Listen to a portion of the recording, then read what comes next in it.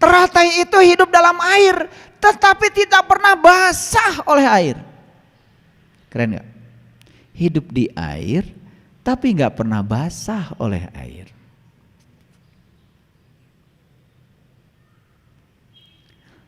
Sudah bisa melepaskan kemelekatan. Hidup di dunia, tetapi tidak terikat oleh dunia.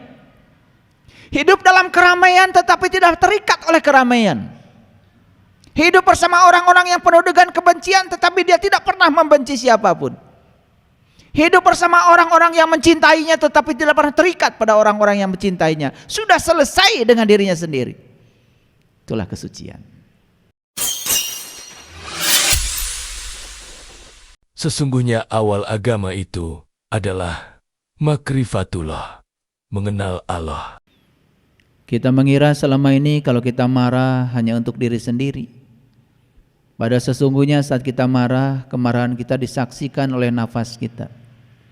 Dan nafas itu mengalir masuk ke dalam tubuh kita, kemudian keluar lagi dari tubuh kita. Dan saat nafas itu kemudian keluar dari tubuh dan menyaksikan kemarahan di dalam diri kita, maka kemarahan itu akan tersimpan di ruang semesta. Sehingga kalau kita punya kemampuan untuk bisa melihat ruang semesta yang kelihatan kosong ini, sudah banyak sekali sebetulnya ya mengalami polutan, mengalami polusi. Karena apa? Begitu banyak orang-orang yang membuang sampah kemarahan, sampah emosi, sampah kejengkelan, sampah kebencian ke ruang semesta ini. Oleh karena itu, sebagai orang yang berkesadaran, kita harus memiliki tanggung jawab. Bagaimana kita menjaga semesta ini secara lahir maupun batin supaya tetap cantik. Jika perlu kita bisa ikut berkontribusi mempercantik semesta ini.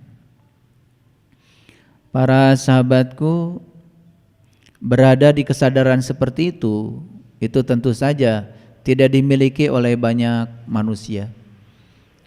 Oleh karena itu, kalau hari ini kita memiliki kesadaran yang semacam itu adalah anugerah terbesar dalam hidup yang diberikan semesta kepada orang-orang yang ingin meningkatkan kualitas dirinya.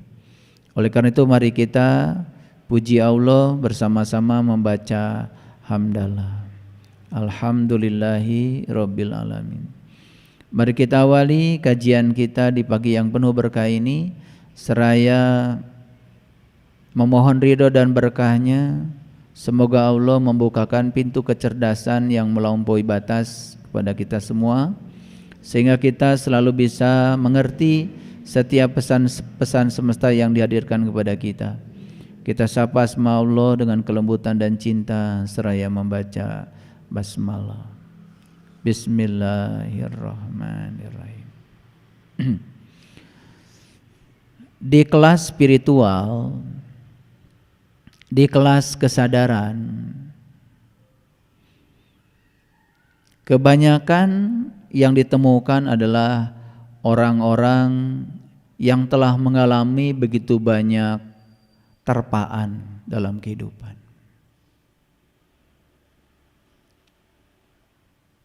Orang-orang yang mungkin sudah mengalami begitu banyak tantangan, berbagai kesulitan dalam kehidupan. Jarang di kelas spiritual mereka yang sedang menjabat.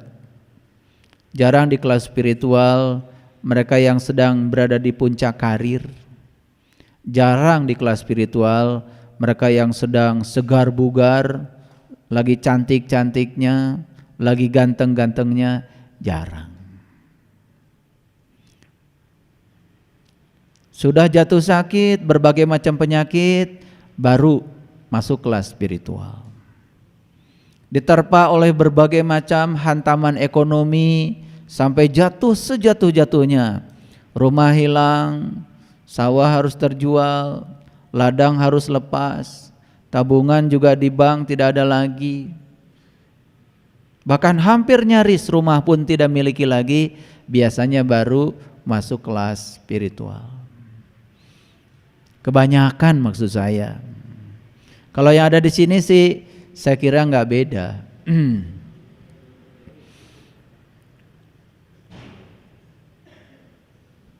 Sehingga nasibnya guru-guru spiritual itu persis seperti nasibnya dokter.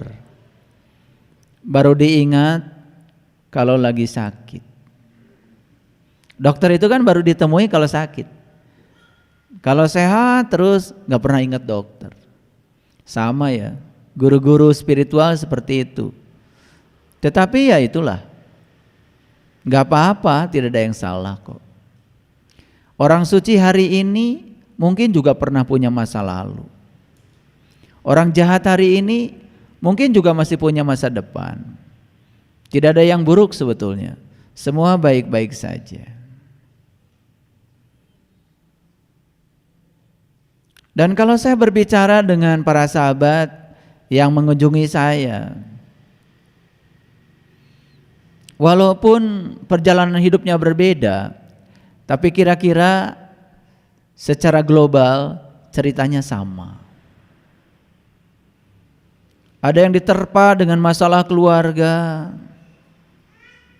sampai hancur ya kehidupan rumah tangganya. Ada yang diterpa masalah bisnis, sampai hancur seluruh kehidupannya. Ada yang diterpa masalah kesehatan, sampai mengalami komplikasi yang sedalam-dalamnya. Itulah. Tetapi rumusnya sederhana. Semua kebaikan itu ternyata dilahirkan oleh sesuatu yang kita sebut keburukan.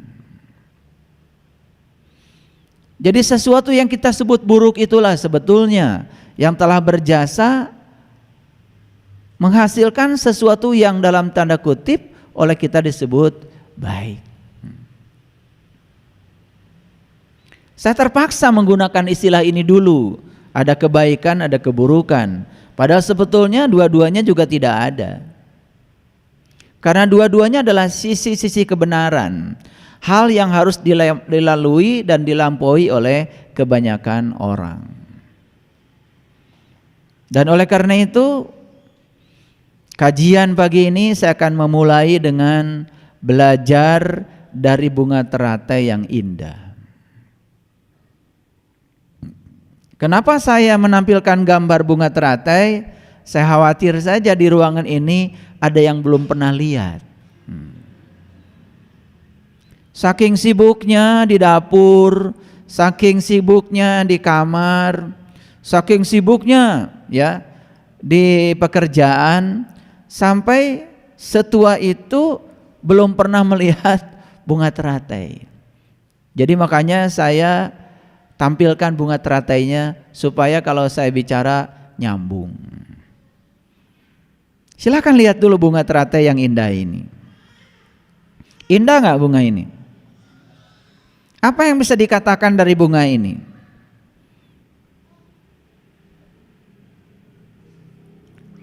Dari sisi warna, banyak nggak ragam warnanya?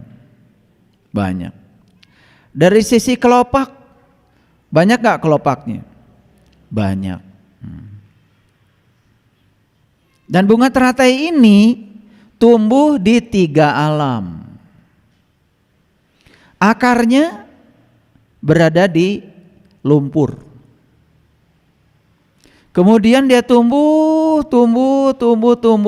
harus melewati rintangan yang berat, menembus air. Dengan tekanan hidrostatik yang luar biasa. Jadi tekanan hidrostatik air itu sangat luar biasa. Udara di sekitar kita ini, tekanan atmosfernya, kalau di Bandung ya rata-rata 69 cm raksa, mendekati 1 atmosfer. Di Eropa sana itu bahkan mendekati 1 atmosfer, sekitar 76 cm raksa. 1 atmosfer itu setara dengan 100.000 Newton per meter persegi. Itu 1 atmosfer. Ini udara yang di sekitar kita ini tekanannya itu 100.000 Newton per meter persegi. Gak terbayang kan? Nah, supaya terbayang, 1 Newton itu kira-kira 1 apel Malang yang 1 kilonya 10 biji. Kebayang ya? Nah, supaya kebayang, Saya kalau ngajar di depan mahasiswa begitu. Apel Malang 1 kilonya 10. Berarti 1 butir apel itu 1 ons. 1 ons itu sama dengan 100 gram. 100 gram sama dengan 0,1 kilogram. Nah, karena ada percepatan gravitasi bumi sebesar 10 meter per sekon kuadrat, maka 0,1 dikali dengan 10 jadi 1. Itu namanya 1 Newton. Jadi kalau sudah pakai Newton, itu sudah berat, itu bukan massa lagi. Karena sudah melibatkan ya gravitasi bumi.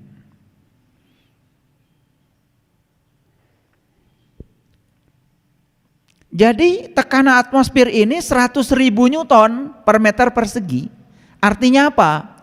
Artinya untuk setiap 1 meter persegi luas ada berat sebesar 100.000 butir apel Malang yang 1 kilonya 10 biji. Terbayang ya? Nah sekarang kalau kulit kita ini direbahkan nih, dibuka nih, kalau saya kepada mahasiswa biasanya ada tugas mengukur luas permukaan tubuh. Jadi kalau tidak terbayang mengukur luas permukaan tubuh gampang. Kalian kalau bikin baju tuh, baju jilbab, berapa meter itu satu orang rata-rata? Berapa? 3 meter kan? Saya kalau bikin kemeja yang seperti ini nih, kemeja saya, ini adalah 1,5 meter. Kalau saya bikin celana panjang itu 1,20 meter. Ya kira-kira 1,5 meter.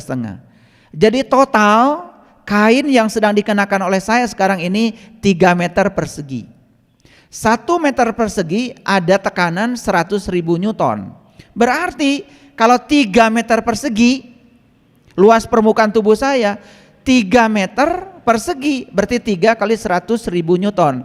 300.000 Newton tubuh saya mengalami tekanan udara.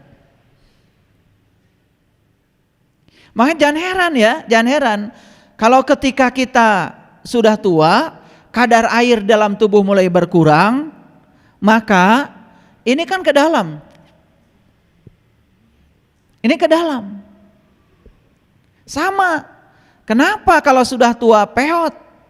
Nah, peot itu sederhana. Tekanan atmosfer di luar tetap, sementara tekanan tubuh kita di dalam berkurang. Akibat apa? Akibat kadar air dalam tubuh sudah mulai berkurang. Yang gitu aja kadang-kadang nggak ngerti. Jadi kalau saya tanya, apa artinya peot? Nah, peot itu begitu. Ini fisika, ini sains. Kalian pergi naik haji menggunakan pesawat Boeing 747 tipe 400 yang penumpangnya kurang lebih sekitar 480 orang. Kalau 480 orang kali rata-rata yang naik itu 60 kilo lah rata-rata. Ada yang 40 kilo, ada yang 90 kilo, rata-rata. Saya bicara rata-rata supaya yang kiloannya besar tidak tersinggung. Rata-rata. Jadi kalau 60 kilo kali 480 orang dikali percepatan gravitasi bumi 10 meter per sekon kuadrat sudah berapa ribu Newton. Itu baru berat penumpang. Belum lagi pulang dari sana bawa air zam-zam. Belum lagi koper yang asalnya 1 jadi 5. Bisa dibayangkan ya? Kalikan semua betapa bobot yang harus ditanggung oleh sebuah pesawat luar biasa. Belum lagi bobot dari pesawatnya itu sendiri. Siapa yang menopang bobot pesawat dan penumpangnya? Udara. Jadi orang yang awam melihat udara ini biasa aja, padahal kekuatannya luar biasa. Buktinya udara ini bisa menahan bobot sebesar itu. Pernah berpikir? Ya gak pernah mikir. Naik pesawat, celai aja duduk, udah aja. Tidur. Tahu-tahu sebentar lagi pesawat akan mendarat, turun. Makanya rasa syukur kita tuh nggak ada. Boro-boro berterima kasih pada orang yang menciptakan pesawat. Sadar bahwa sebetulnya udara yang disebut kosong ini memiliki kemampuan menompang ya berat bobot yang luar biasa besarnya. Itu saja tidak pernah disadari. Karena kita ini sudah terkadang hidup dalam rutinitas tanpa kesadaran. Tanpa kesadaran. Ini baru cerita tentang udara. Bukankah kalian pada kesini pada naik mobil? Siapa yang paling berjasa mengantarkan kalian ke sini? Bukankah ban? Apa isinya ban itu? Bukankah udara? Truk yang besar-besar ngangkut sembako, yang tontonan. Apa jadinya itu truk kalau nggak ada ban? Apa jadinya ban kalau nggak ada udara? Dimasukkanlah udara ke dalam sampai memiliki tekanan yang diinginkan. Luar biasa. Karena kita melihat ini ruang kosong aja. Karena yang penuh tuh otak kita dengan keinginan. Saya mengajak para sahabat kemarin ya, duduk di pinggir sungai, kemudian saya pandu supaya hening pikirannya, sampai pada titik tertentu mendengarkan suara air, suara molekul air yang bergesekan satu dengan yang lain, dan di situ mendengarkan sebuah orkestra yang luar biasa, simfoni yang luar biasa dari gemuruhnya air yang selama ini kita tidak pernah ada waktu untuk mendengarkan suara itu. Dan kita mendengarkan suara itu adalah suara gentas semesta yang luar biasa. Sehingga mendengarkan suara air yang bergemuruh dalam keheningan, kita terhenyak karena kita baru mendengarkan saat itu dengan kesadaran.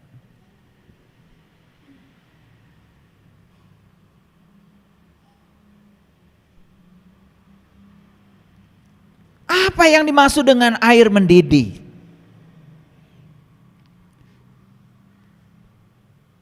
Ibu-ibu setiap hari ke dapur memasak air, dikasihlah panas, dari air yang biasa, yang tenang kemudian dikasih panas, air itu kemudian mendidih. Apa sih mendidih itu? Gak pernah tanya. Kenapa air yang tenang ketika dikasih energi terus menerus dari api, kok bisa naik suhunya? Pada titik tertentu dia bisa mendidih. Keluar itu yang namanya gelembung-gelembung dalam air itu, terus ke permukaan, bahkan bisa lepas ke atas. Bukankah itu luar biasa? Apa mendidih itu? Mendidih itu adalah penguapan yang terjadi di seluruh bagian zat cair. Ketika penguapan terjadi di permukaan, karena tekanan uap air sama dengan tekanan udara, maka dia lepas ke udara, itu namanya menguap. Kita miskin dengan sains, sehingga kadang-kadang kita meyakini sesuatu pun hanya ala kadarnya. Tapi ingin disebut orang beriman, ingin disebut imannya tinggi. Bagaimana imanmu itu bisa disebut tinggi kalau tidak ada bukti yang meyakinkan imanmu itu tinggi? Percaya kepada Allah, ala kadarnya. Tidak ada upaya dalam diri untuk mengenalinya lebih dalam, lebih dalam lagi. Bahkan sombongnya, baru sebentar saja mengenal, terasa sudah kenal banget sama Allah. Iman pada Rasul, iman pada kitab, iman pada yang lain-lain. Hanya percaya begitu saja ala kadarnya, tidak ada keinginan sedikit pun untuk menggali lebih dalam. Padahal kita datang ke semesta ini untuk satu tujuan, berpikir. Manusia dipanjangkan umurnya kata Quran hanya untuk berpikir. Masuklah sekarang pada tekanan hidrostatik air. Udara saja yang renggang kayak gini, tekanannya begitu besar. Bagaimana dengan air? Kalau anak di sekolah, tekanan air itu adalah massa jenis air dikalikan percepatan gravitasi dikalikan kedalaman dari air itu. Bayangkan, massa jenis air berapa? 1000 meter kubik, ya, 1000 kilogram per meter kubik dikalikan percepatan gravitasi 10 meter per sekon kuadrat kalikan kedalaman air. Makanya kalau kita berenang ke bawah, terasa sekali sesaknya dada kita ketika mendapatkan tekanan. Orang yang tidak punya pengetahuan langsung saja nyelam karena tidak punya pengetahuan. Bagaimana kalau tekanan kita, tekanan tubuh kita lebih kecil daripada tekanan air? Pecah tuh jantungmu. Itulah pentingnya pengetahuan. Nah, sekarang kita bicara ada satu benih teratai jatuh di lumpur, kemudian dia tumbuh di lumpur, dan kemudian dia berjuang untuk tumbuh melewati sekian sentimeter, sekian meter kedalaman air dengan tekanan hidrostatik yang sangat luar biasa sehingga dia bisa muncul ke permukaan, muncul ke udara lalu mencapai cahaya. Jadi 3 alam yang harus dilalui: lumpur, air, udara, cahaya. Dia nggak mau tinggal dalam kegelapan, dia nggak mau tinggal dalam lumpur. Dia berjuang kemudian menembus air dengan tekanan hidrostatik yang luar biasa. Kemudian dia lepas dari situ, masuk ke udara. Belum puas, dia ingin menikmati cahaya matahari. Inilah hasilnya, mekar, indah, seluruh warna muncul. Saya kasih tahu ada galeri bunga teratai. Mungkin di layar ini kurang begitu jelas ya. Suatu saat kita jalan-jalan. Di Bandung ada galeri bunga teratai. Segala macam warna ada. Bahkan saya pernah bicara di Lembang. Katanya, kata orang-orang yang pelihara ini, ada 50 spesies bunga teratai. Dengan satu spesies saja warnanya sangat luar biasa beragam. Lihat. Lihat, ketika dia merekah seperti ini, apa yang kita rasakan? Bisakah kalian melihat bunga teratai ini bahagia? Bisakah kalian merasakan sukacita pada bunga teratai? Bisakah kalian merasakan kegembiraan pada bunga teratai? Dan mengapa mereka bergembira? Karena mereka sudah melampaui lumpur, melampaui air, masuk di udara, mencapai cahaya. Semua tanaman di semesta ini mencari cahaya. Lihat tanaman di rumah kita. Dimanapun dia ditaruh, dia akan selalu menuju cahaya. Betul? Jadi kalau tanaman saya cari cahaya, karena dia tahu bahwa sebetulnya sumber asalnya dia adalah cahaya, sungguh sangat aneh kalau manusia tidak pernah mencari cahaya. Tidak pernah mencari jati dirinya yang sebenarnya. Aneh saya kalau lihat manusia betah dalam lumpur.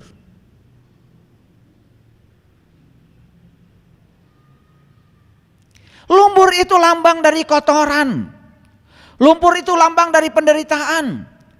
Benih teratai saja hanya menjadikan lumpur itu sebagai titik awal pijakan. Tidak tinggal di situ. Dalam kehidupan, mungkin saja kita harus jatuh di lumpur. Saya cerita tadi, ada yang rumah tangganya hancur berantakan, lumpur. Ada yang bisnisnya jatuh berantakan, sampai gak punya apa-apa, lumpur. Ada yang kelilit utang, macam-macam, lumpur. Sayangnya manusia itu betah di lumpur. Tidak dijadikan itu sebagai titik awal, titik pijakan. Kalau yang sadar, lihat bunga teratai ini. mungkin termotivasi, teratai saja hanya menjadikan lumpur sebagai titik awal pijakan buat tumbuh. Dia tumbuh melewati air, dia menembus tekanan hidrostatik yang luar biasa, lepas ke udara. Dan begitu lepas ke udara, dia mencapai cahaya. Begitu mencapai cahaya, dia merekah, kelopaknya terbuka. Satu-satunya cara untuk mencapai cahaya, kelopakmu harus terbuka. Kelopak yang mana? Kelopak mata kalbumu. Sepanjang mata kalbumu kelopaknya kuncup, tertutup, kau tidak akan pernah menikmati cahaya. Lihat tuh orang-orang yang gelap pikirannya, yang gelap batinnya, menendang, mencengkram, hidup dalam dualitas, selalu terjebak baik buruk, selalu terjebak benar salah, terus saja menghukumi orang lain, merasa diri paling benar. Semua orang di luar dia salah, semua keyakinan di luar keyakinannya salah, hanya keyakinan dia yang paling benar, tapi akhlaknya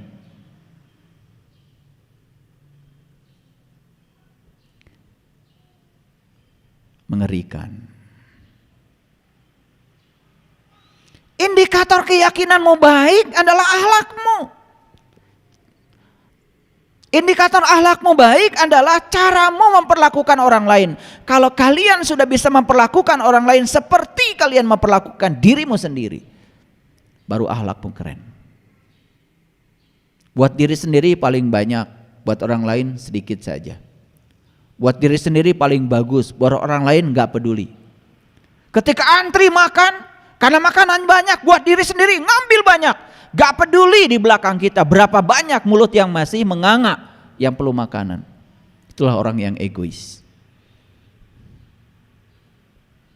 tidak punya perasaan. Para sahabat, kenapa hari ini saya ingin bicara ini, bicara bunga teratai, bicara bunga lotus? Karena ini adalah simbol dari pencerahan, simbol dari perjalanan spiritual, simbol kesucian, simbol kelahiran kembali, simbol manusia-manusia yang sudah mencapai kesadaran. Saya doakan kalian semua seperti bunga teratai, seperti bunga lotus. Di ruang dan waktunya kuncupmu akan terbuka, kelopak-kelopakmu akan terbuka, dan kemudian keluarlah bunga yang indah, sedap dipandang, penuh sukacita, penuh kegembiraan. Mulia enggak bunga teratai? Muliaan mana dengan manusia? Lucu saja manusia itu, menganggap dirinya makhluk paling mulia, tidak ada yang semulia dia.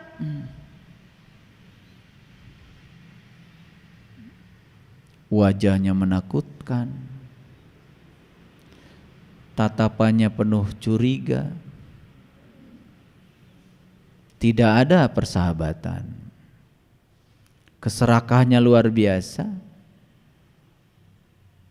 tidak ada keindahannya, senyumnya penuh kepura-puraan.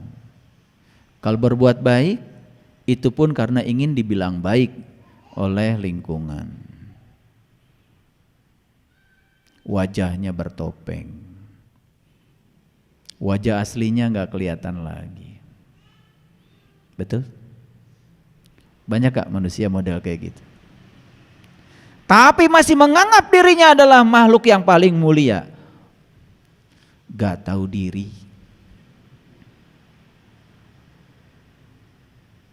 Kenapa? Karena dia masih perjalanannya di lumpur. Dia belum memasuki air, belum menembus ruang kosong, belum menembus udara, apalagi mencapai cahaya.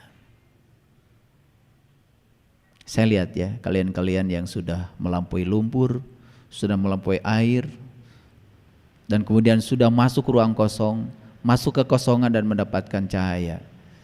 Wajahnya beda. Segar. Dan yang masih tinggal di lumpur, wajahnya kayak uka-uka. Gelap gulita mengerikan.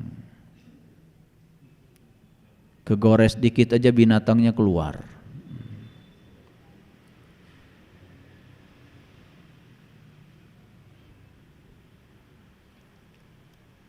Mengerikan gak kehidupan ini? Kalau semua manusia begitu, semua tinggal dalam lumpur. Di lumpur tuh cuma ada cacing, bau. Tuh. Yuk kita belajar dari bunga teratai. Saya yakinkan para sahabat, tidak ada yang buruk dalam hidupmu.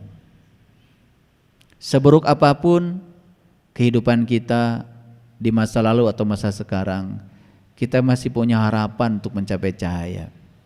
Asal kita sadar bahwa sebetulnya lumpur itu adalah cinta kasih. Lumpur itu adalah tempat kita berpijak. Lumpur itu adalah titik awal supaya kita menyadari. Asal jangan tertimbun dalam lumpur. Masih ada harapan untuk mencapai air, masih ada harapan untuk menembus ruang kosong yang namanya udara. Masih ada harapan untuk mencapai matahari. Masih ada harapan. Tidak ada kata terlambat, asal mau memulai. Do, just do. Mulailah. Mulailah sekarang juga. Jangan takut tersesat. Orang yang tidak takut tersesat tidak akan pernah tersesat. Orang yang akan tersesat selamanya hanya mereka yang tidak berani tersesat. Yang tidak berani tersesat selamanya tinggal saja dalam zona nyaman. Tinggal di rumahnya, gak tahu apa-apa. Makanya ditanya oleh saya, tahu gak bunga teratai? Nu mana itu?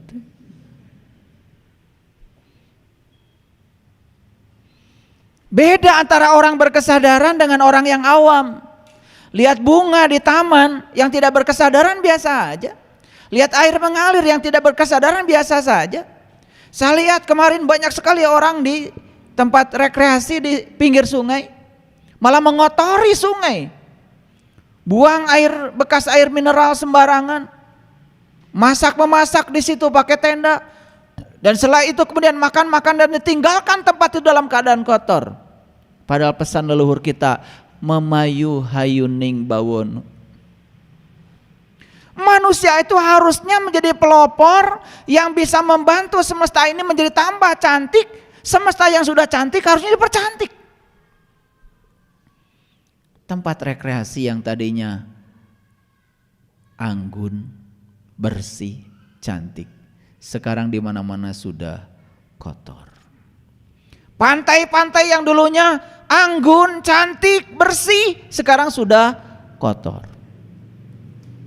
Cantik, anggun, bersih itu sifat alami alam. Tidak usah dicari. Makanya kalau kita nyapu tidak pernah mencari yang bersih. Kita nyapu mencari yang kotor. Yang kotornya dibuang, sisanya bersih. Karena bersih itu sifat alami. Makanya ngaji jangan cari yang benar. Itu yang membuat kalian selama ini gak benar-benar. Ngaji itu cari yang salah. Karena yang benar tidak usah dicari. Benar itu sifat alami. Cari yang salah. Salah cara berpikir, buang. Salah cara bertindak, buang. Salah cara ngomong, buang. Ketika dibuangin yang salah-salah, loh kok sisanya benar.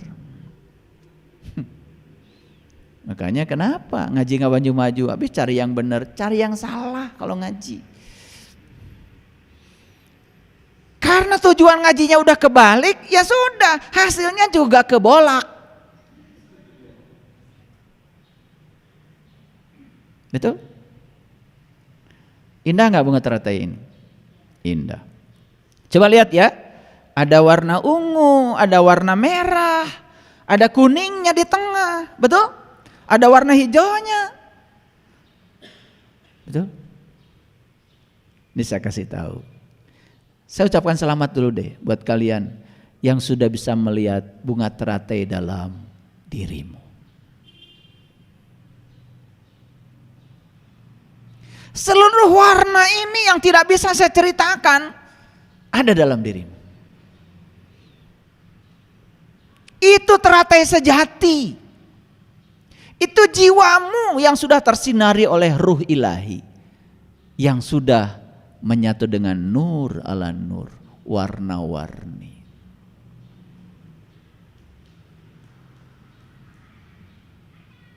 Masuklah negeri itu sesuka hatimu. Santaplah semua yang ada di dalamnya. Begitulah kata Quran surat Al-Baqarah ayat 58. Masuki negeri itu sesuka hatimu, santaplah yang ada di dalamnya sesuka hatimu. Segala kebutuhan tentang dirimu ada di sana. Ada di sana. Itulah sumber kebahagiaanmu, sumber kedamaianmu. Tuh, kalau sudah bisa tinggal di sana, tenang, tentram, damai, bahagia, suci, bersih, indah, mulia. Jadilah bunga teratai. Teratai itu hidup dalam air, tetapi tidak pernah basah oleh air. Keren gak? Hidup di air, tapi gak pernah basah oleh air.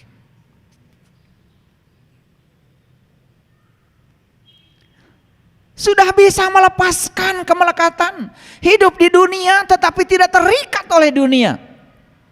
Hidup dalam keramaian tetapi tidak terikat oleh keramaian. Hidup bersama orang-orang yang penuh dengan kebencian tetapi dia tidak pernah membenci siapapun. Hidup bersama orang-orang yang mencintainya tetapi tidak pernah terikat pada orang-orang yang mencintainya. Sudah selesai dengan dirinya sendiri. Itulah kesucian. Saya ingat kajian kita tentang mencapai kesucian. 3 cara mencapai kesucian. 1, tidak serakah kepada yang kita ingin. 2, tidak membenci apa yang tidak kita ingin.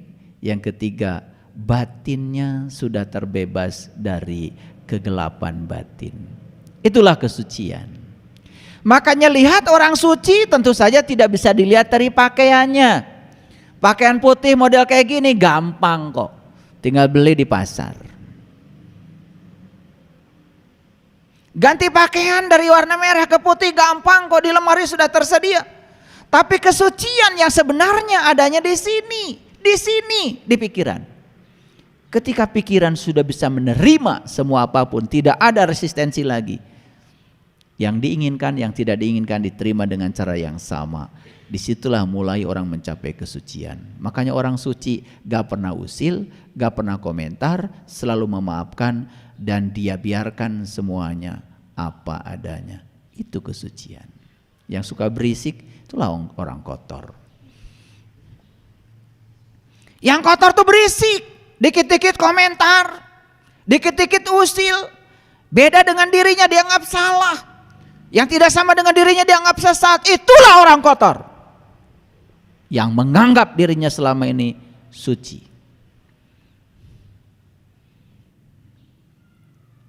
Orang yang semacam itu, gores saja sedikit binatangnya keluar dari tubuhnya. Para sahabat, orang suci tidak bisa diukur dari hafalan hadisnya. Orang suci tidak bisa diukur dari hafalan kitab sucinya. Orang suci tidak bisa diukur dari berapa banyak ritual yang dilakukannya. Orang suci tidak bisa diukur dari pakaiannya. Orang suci hanya bisa diukur dari lihat cara dia memperlakukan orang lain. Kalau dia bisa memperlakukan semua orang, yang baik yang tidak baik kepada dia apa adanya, itulah orang suci. Paham sampai sini? Yuk kita teruskan lagi. Ini belum apa-apa kajiannya, baru membahas permukaannya. Saya mau cerita bunga teratai. Makanya pada kesempatan milad saya yang ke berapa tuh? 53 tahun kalau tidak salah.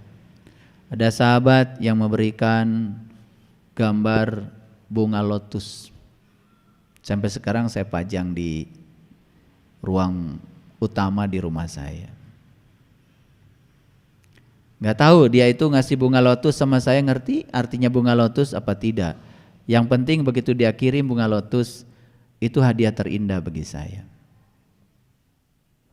Saya sempat meneteskan air mata karena saya sudah banyak belajar dari bunga lotus.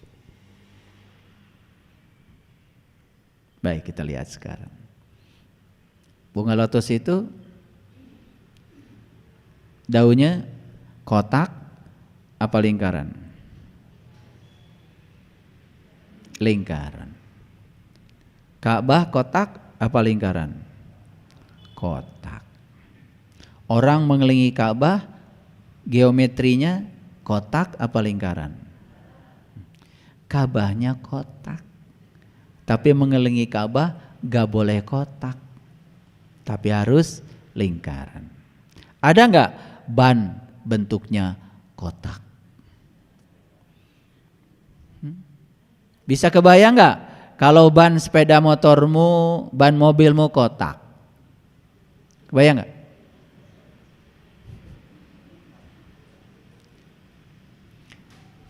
Tapi diganti dari kotak menjadi lingkaran, muter. Gara-gara muter, yang dari Jakarta sampai di sini, yang dari Surabaya sampai di sini, dari tempat yang jauh sampai di sini, itu cuma diantarkan oleh ban yang lingkaran, muter. Makanya lingkaran itu menjadi lambang kesempurnaan, disebutnya juga mandala. Makanya kalau kalian belajar spiritual, buru-buru masuk lingkaran. Jangan tinggal dalam kotak.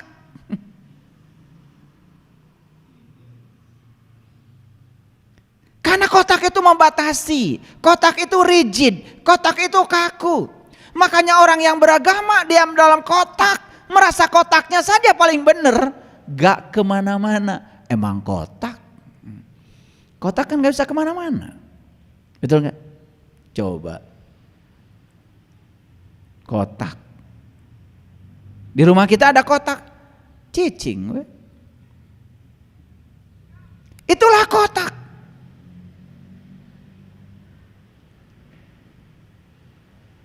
Makanya orang yang masih mengkotak-kotakan orang lain karena keyakinannya, mengkotak-kotakan orang lain karena kulitnya, mengkotak-kotakan orang lain karena sukunya, mengkotak-kotakan orang lain karena bahasanya, gak kemana-mana. Makanya alam semesta mengajarkan kepada kita, tidak ada satu planet pun yang bentuknya kotak. Tidak ada satu bintang pun yang bentuknya kotak. Semua bentuknya adalah lingkaran, mandala. Itulah kesempurnaan. Air hujan pun jatuh dari langit, gak ada yang kotak. Kebayang gak kalau air hujan jatuhnya kotak? Baret-baret kamu kehujanan. Payung sobek-sobek, luar biasa. Makanya lingkaran ini bukan sekedar lambang kesempurnaan, tapi lingkaran itu lambang kelembutan. Berapa banyak orang yang tawaf di Makkah sana, setelah tawaf tanya, kenapa kamu mengelilingi Ka'bah lingkaran? Banyak yang gak ngerti. Makanya lingkaran itu rumus matematikanya, luas lingkaran 22/7 kali jari-jari, kali jari-jari. Dua jari-jarinya, kali jari-jari, kali jari-jari. Dua-dua itu 4. 4 itu adalah lambang kesempurnaan. Kita punya 4 dalam tubuh kita, penglihatan, pendengaran, pernapasan, pengecapan. Itu yang 4 yang sangat berharga dalam hidup kita. Dan yang 4 itu temannya yang 7. Jari-jari, jari-jari. Sempurnalah jadi lingkaran. Ketemu luas. Keren ya. Kalau saya buktikan di ruangan ini kenapa 22/7 kali jari-jari lingkaran, ya itu saya harus ngasih kuliah kalkulus. Kalian harus belajar limit, integral, diferensial. Mungkin dengar istilahnya aja kalian udah mules. Boro-boro mikirin itu. Mikirin udara aja tekanannya berapa nggak pernah kepikir. Mikirin udara bisa ngangkat pesawat mungkin selama ini nggak pernah kepikir, betul? Iya. Kemana aja sih? Saya nggak ngerti sibuk apa sebetulnya. Mikir yang gitu-gitu aja sampai nggak pernah ada waktu. Ini udara menempa saya nih, angin menempa saya. Saya langsung kepikir, oh berarti tekanan di sana lebih besar daripada tekanan di sini. Kenapa? Oh berarti temperatur di sana ya lebih kecil daripada temperatur di sini. Kenapa begitu? Oh berarti kapasitas kalor benda-benda yang di sana lebih kecil daripada kapasitas kalor benda-benda yang di sini. Jalan tuh otak tuh menganalisis semuanya. Lalu semuanya menjadi terpahamkan. Kalau semua terpahamkan, clear, tidak ada hafalan di otak ini. Yang ada adalah pengertian yang datang dari pengalaman. Spiritualitas juga begitu. Yuk sekarang kita masuk. Teratai ini bahasa Latinnya nimpaya. Nggak tahu cara bacanya betul apa tidak ya. Kan suka ada bahasa-bahasa Latin kan gitu. Masih ingat dulu belajar biologi kan? Iya. Saya dipaksa oleh guru biologi dulu harus menghafal seluruh tanaman dengan huruf Latinnya. Saya bilang nggak ada kerjaan. Lah iya dokter ya. Di mejanya juga nyimpan kamus tuh. Betul nggak? Kamus obat-obatan. Nggak usah dihafal. Otak kita ini kasihan. Disuruh menghafal yang nggak penting untuk dihafal. Makanya kalau saya ngasih kuliah sama mahasiswa, semua kuliah saya hari ini untuk kalian lupakan. Dan nanti kalau ujian harus bisa.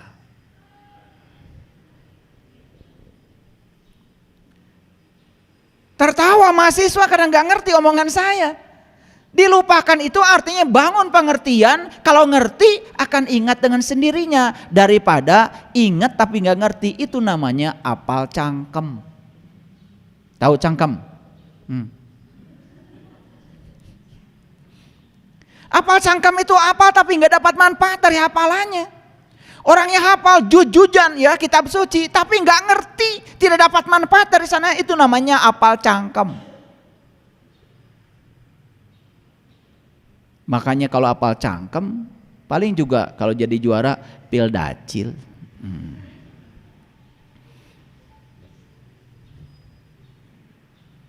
Nah ternyata teratai itu nimpaya. Ini saya tanya Bunda Tuti nih, ini dosen biologi. Mohon maaf Bunda kalau saya salah.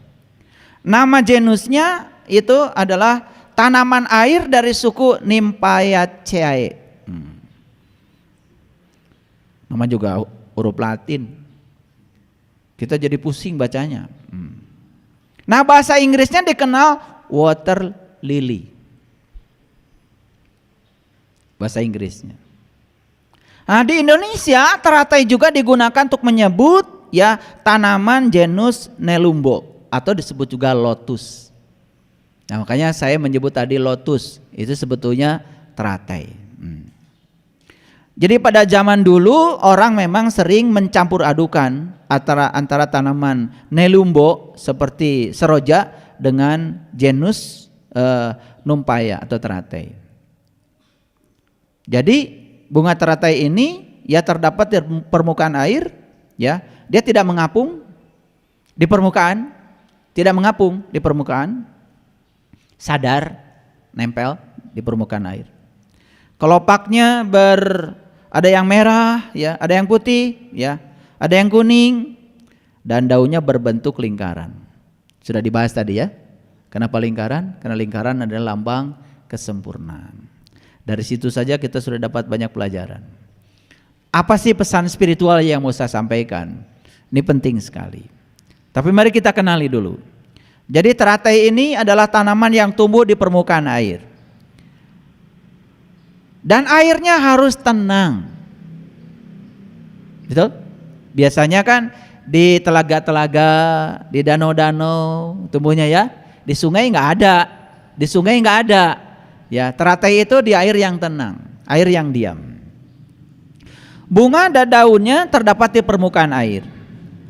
Keluar dari tangkai yang berasal dari rizoma, ya, rizoma itu akar.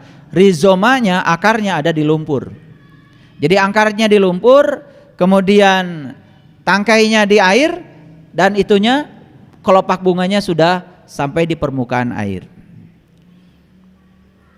Gitu. Tangkai terdapat di tengah-tengah daun. Jadi tangkainya itu menjadi sumbu ya, menjadi sumbu. Daun berbentuk bundar. Ada juga yang berbentuk oval, yang lebar, yang terpotong pada jari-jari menuju tangkai. Permukaan daun tidak mengandung lapisan lilin, sehingga air yang jatuh ke permukaan daun tidak berbentuk butiran-butiran air.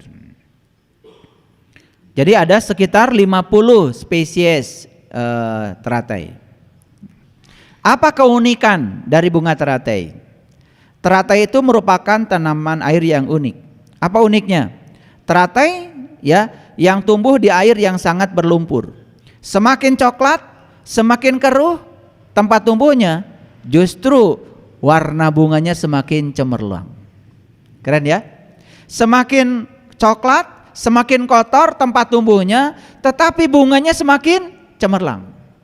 Nah, tentu saja ini riset ya dari orang-orang yang menekuni ini.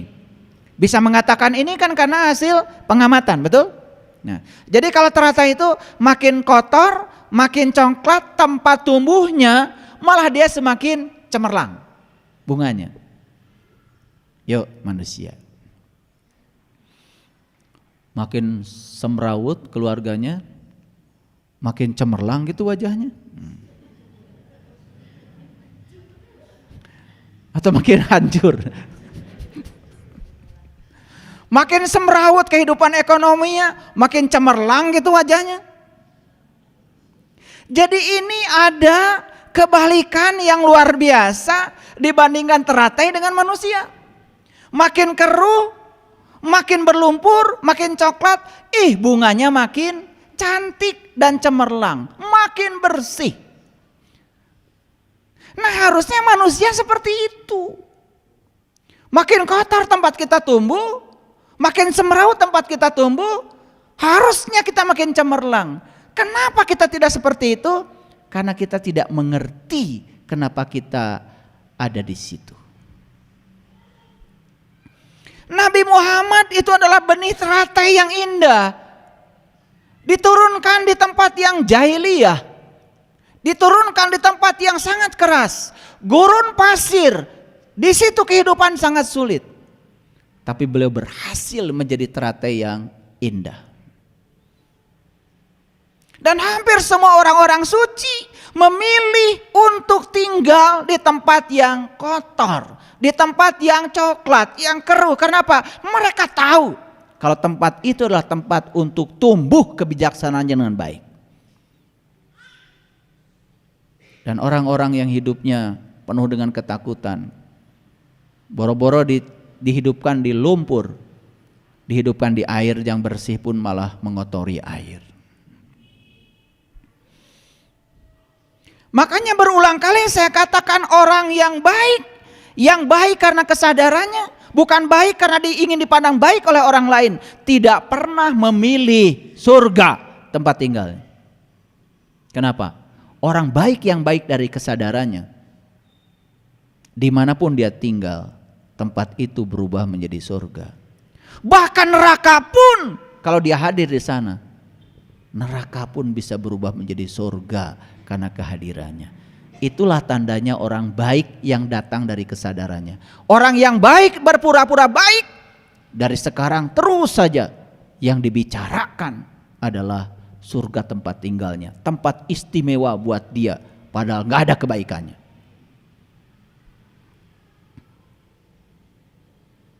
Orang egois itu gak tahu diri.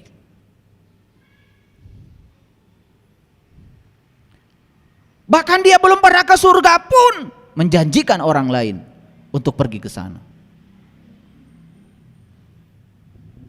Merayu-rayu orang lain, padahal dia pun tidak tahu. Tapi laku. Banyak pengikutnya. Lucu.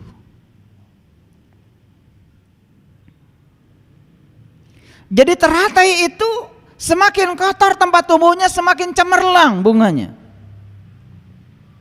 Ayo sahabat, ketika kita tinggal di tempat bersama orang-orang yang terus membuat kita tersakiti, bersama orang-orang yang terus membuat kita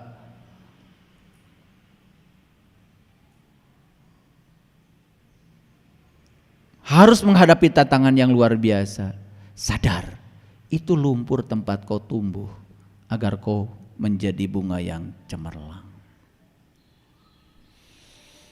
Saya pastikan benih unggul dimanapun dia dijatuhkan akan tumbuh menjadi cemerlang.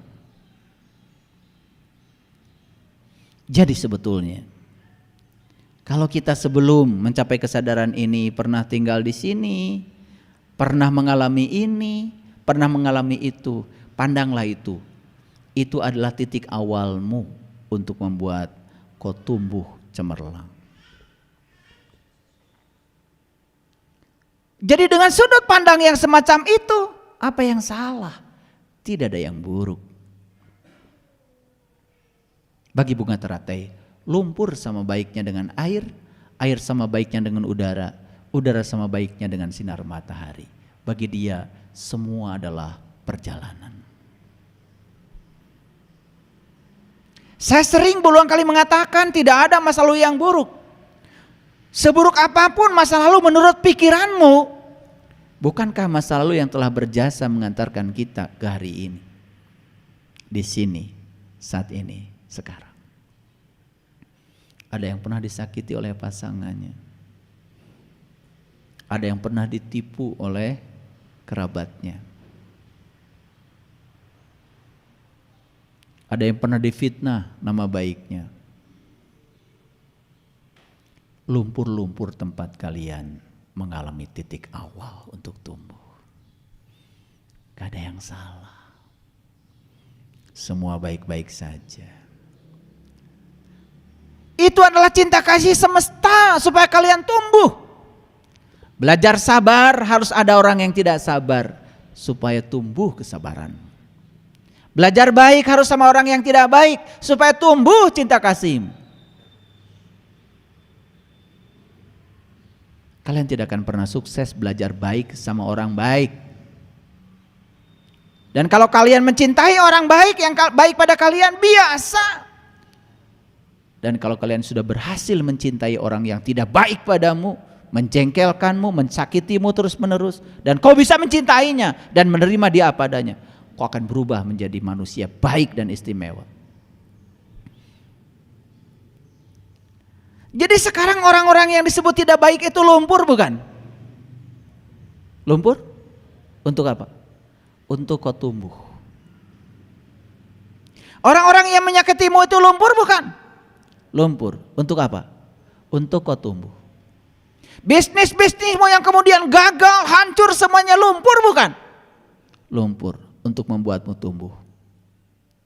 Sekarang lihatlah semua sebagai lumpur yang subur untuk tumbuhnya kalian, tumbuhnya jiwamu, tumbuh kedewasaanmu, tumbuh kebijaksanaanmu. Itu keren, itu hadiah semesta untuk menyadarkan kalian. Apa yang selama ini kalian lihat? Dikasih judul musibah, dikasih judul ujian, macam-macam judulnya. Kalian sendiri yang bikin judul macam-macam itu. Jadi kalian tuh hidup terlalu banyak bikin judul.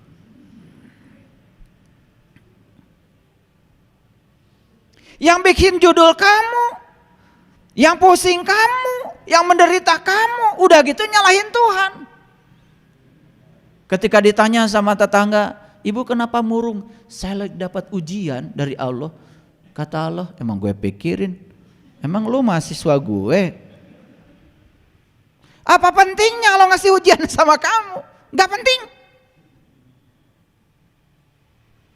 Apalagi Allah ngasih hukuman, gak penting banget. Allah gak pernah ngasih hukuman. Hidup itu cuman mengingatkan kamu supaya kamu tambah baik, gitu aja kok. Sekarang lihatlah lumpur-lumpur yang disiapkan untuk tumbuhnya kita. Saya lihat wajah-wajah ini nih yang sekarang hadir di sini. Wajah-wajah yang berlumpur.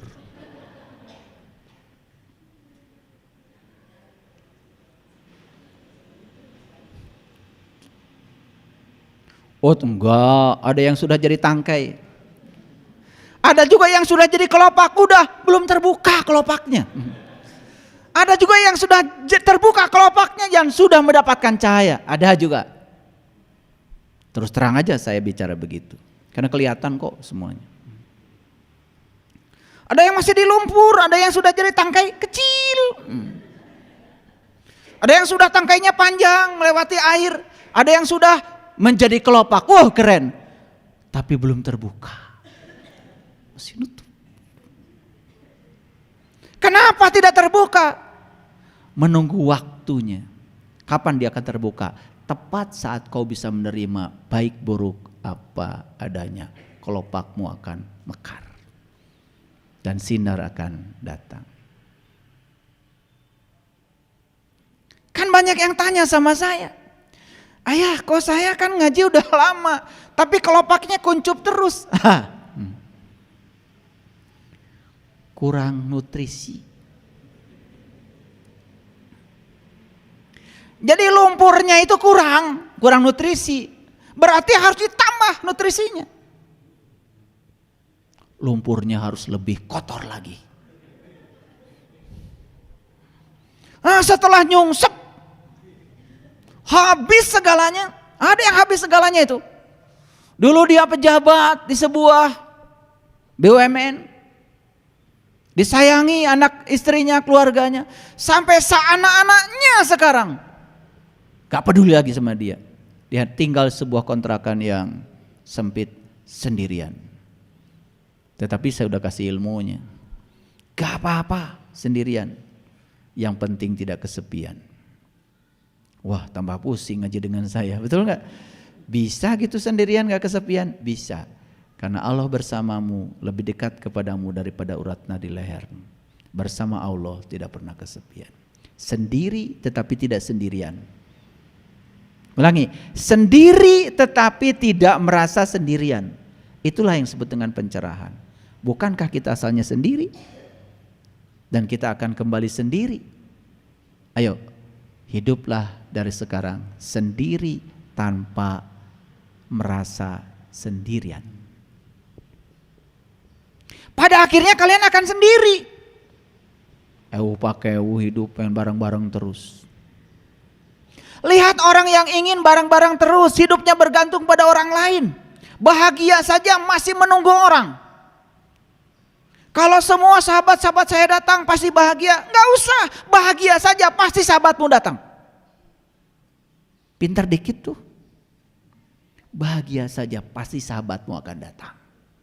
Tidak usah datang baru bahagia. Karena kalau nunggu sahabatmu datang, bagaimana kau bisa mengendalikan sahabatmu? Mahal. Terus ngongkosin, nyiapin makanan. Bahagia aja, sahabatmu pasti datang. Saya yakin, jika dirimu sudah bahagia, yang akan datang padamu adalah kebahagiaan. Like attracts like. Bahagia dulu baru sukses, bukan sukses dulu baru bahagia. Itu rumus yang keliru. Memberi dulu, kamu akan mendapat. Bukan mendapat dulu baru memberi.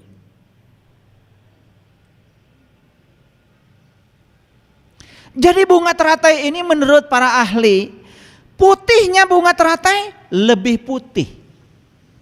Merahnya bunga teratai lebih merah. Kuningnya bunga teratai lebih kuning. Mudanya, terangnya kelihatan berbeda dibandingkan bunga yang lain. Kenapa? Perjuangan untuk mencapai cahaya itu bunga teratai luar biasa. harus melewati 3 alam, lumpur, air, baru udara. Luar biasa. Yuk sekarang kalian tanya, dari 3 alam itu sampai mencapai cahaya, kita sekarang ada di mana? Di mana? Di lumpur? Di air? Udah nembus udara? Kalau sudah menembus udara, berarti kau sudah mencapai kekosongan. Nah, orang yang sudah mencapai kekosongan beda.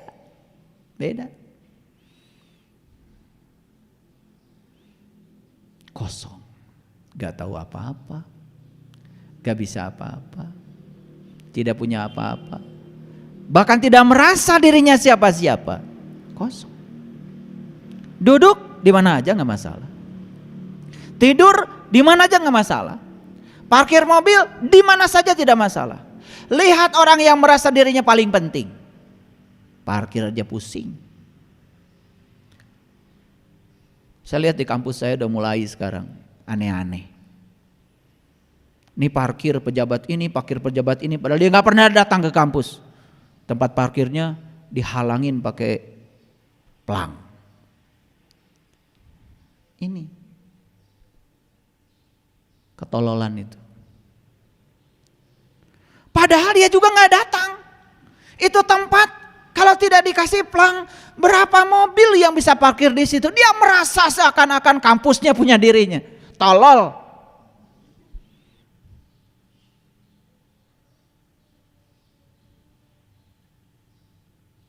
Saya masih ingat itu. Saya punya sahabat jadi pejabat. Suatu saat saya diajak naik mobil sama dia. Begitu naik mobil sama dia, di depan sudah banyak Satpol PP, DLL AJR, mobil, motor. Apa-apaan sih saya bilang ini. Saya turun lagi. Gantilah mobilnya yang biasa, yang punya kamu mana? Ini mobil saya ini Pak, katanya. Avanza. Itu aja. Avanza itu mobil paling cepat di dunia. Iya. Ya, iya, coba disalip Avanza ada lagi, salip lagi apa lagi. Gak pernah ada yang ngalahin. Sudah naik mobil itu. Saya gak suka. Semua orang di jalan tuh sama pentingnya. Pagi-pagi saya mau ngasih kuliah jam 7. Saya berangkat dari rumah jam 6. Saya juga penting mau ngasih kuliah. Di belakang ada merasa dirinya lebih penting daripada yang lain. Harusnya gak usah. Semua penting kok. Yang ke pasar penting, yang ke rumah sakit penting, yang bidan penting, yang mau ke jongkok penting, yang mau nganter anak penting. Gak ada tuh Anda yang namanya pejabat kalau gak ada rakyat. Semua penting. Ini orang belum kosong. Kalau sudah kosong harusnya lepaskan semuanya. Menjabat itu tidak akan lama. Dan sahabat saya yang pejabat itu setelah itu tidak pergi lagi kemana-mana pakai nguing-nguing lagi. Dan ternyata periode berikutnya dia diangkat jadi pejabat gratis karena rakyat mencintainya. Ini penting saya bicara sama kalian. Kadang-kadang kita merasa diri kita siapa. Kalau saya duduk di sini, saya bukan merasa diri saya siapa. Kalau saya duduk di atas bukan karena saya lebih tinggi daripada kalian, tidak. Saya pengen duduk di bawah. Cuman nggak kelihatan sama kamera, itu aja.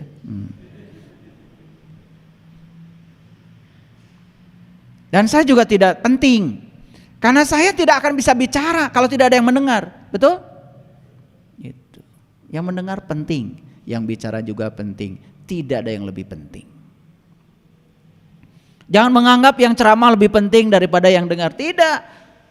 Rek ngomong sorangan. Betul? Iya. Bahkan Tuhan bilang, kamu itu penting bagiku, kata Tuhan.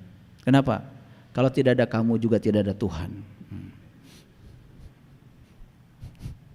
Jadi Tuhan dengan manusia dan semua makhluk sama pentingnya. Tuhan aja ngajarinnya begitu kok. Tuhan yang maha segalanya tidak merasa dirinya lebih penting. Makanya orang-orang yang sudah bisa berkomunikasi dengan Allah Tuhannya, dia akan bisa mendengar suara itu. Dan Tuhan berkali-kali mengatakan, kamu itu penting bagiku, kata Tuhan. Kalau gak ada kamu, gak ada aku, Tuhan. Pahami kata-kata saya itu, jangan ditelan bulat-bulat.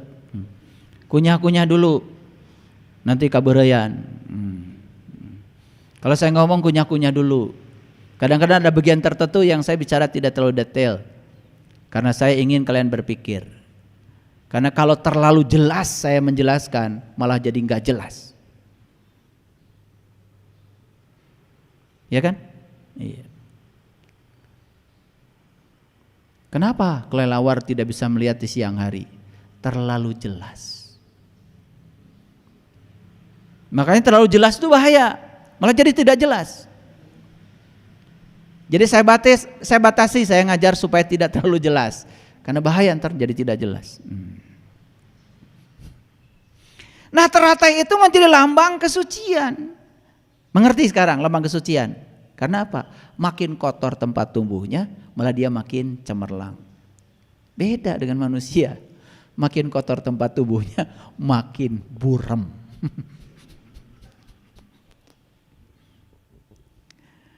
Ini yang masih mengeluh, mulai sekarang. Lihat semua tempat tumbuhmu, lihat lumpur-lumpur yang disediakan itu sebagai tempat tumbuhmu yang bernutrisi luar biasa untuk menumbuhkan kedewasaanmu. Terima itu, syukuri. Sepanjang kalian menolak lumpur itu, kalian gak akan tumbuh. Sekarang pulang ke rumah, pasanganmu yang cerewet itu nanti peluk erat-erat. Terima kasih lumpur. Gitu. Kamu menjadi tempat untuk hidup bagiku. Gitu. Cari bahasa lain yang lebih keren, jangan gitu. Tadi tempeleng sama pasangannya. Gak gitu amat maksud saya. Peluk saja, gak usah bicara apa-apa. Cukup mengatakan, kamu itu dihadirkan Allah untuk saya yang terbaik. I love you. Gitu aja. Jangan pakai yang tadi ya kata-katanya. Terima kasih lumpur. Wah, ntar marah, ngaji apa kamu? Cukup lumpurnya di dalam aja. Sahabat-sahabatmu di kantor yang menjengkelkanmu sekarang, peluk dia, terima kasih. Kamu sudah menjadi sarana buat tumbuh bagiku. Orang-orang yang menjengkelkanmu, tempat-tempat arisan tuh, yang suka banding-bandingkan tasmu dengan tasnya dia, gara-gara imitasi tasmu, peluk.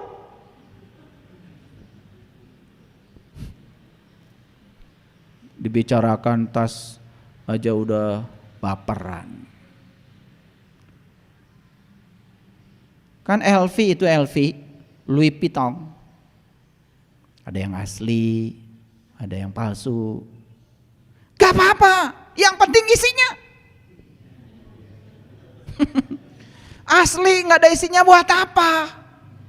Daripada asli gak ada isinya, lebih bagus asli dan isinya banyak. Lebih bagus lagi. Palsu tapi isinya banyak, keren. Giliran ada yang perlu, kasih. Giliran ada yang minta, kasih. Ada yang minta bantuan, kasih. Gak apa-apa. Yang penting kamu jangan jadi manusia palsu. Tasnya gak apa-apa. Yang palsu ditinggalin, yang asli ditinggalin. Dua-duanya ditinggalin. Betul? BBM naik. Ya Allah. Gak usah berpikir mahal, berpikir kebeli, itu aja selesai kok. Gak usah demo. Ya pemerintah itu menaikkan BBM ya karena sudah dihitung. Gak bisa lagi membebani APBN. Sekarang tinggal diubah saja. Semahal apapun bensin, saya pasti kebeli, pasti ada duitnya. Kita ini demo karena apa? Karena keyakinan kita yang miskin. miskin. Seakan-akan kalau itu naik saya tidak kebeli lagi. Karena kamu mengukur dirimu dengan ukuranmu. Ukur sekarang dirimu dengan Allah yang maha luas.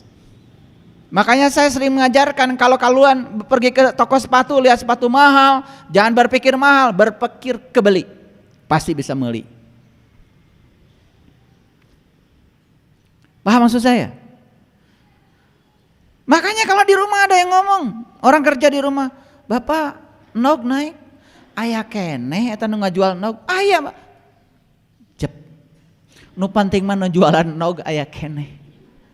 Duit mah buatan peruri, nog mah buatan Allah, hese nyeuna. Duit mah dijieun gampang, nog mah hese. "Bapak beas naik, aya keneh nu jual beasna." "Aya Pak, seueur beas mah." Keun we. Duit mah gampang, tinggal neangan. Nu hese menyieun beas. Sabutir ge moal bisa. Haji Asep sawahnya hektaran, teu bisa nyieun beas hiji ge. Bisa ngan ngawur-ngawur wungkul bini. Geus diawurkeun mah bini, "Balik sare." Betul? Sugan ditungguan nepi ka jadi henteu. Itulah cinta kasih Allah yang luar biasa. Ngerti maksud saya? Ini kuliah udah istimewa nih hari ini. Kita belajar dari teratai saja istimewa, luar biasa.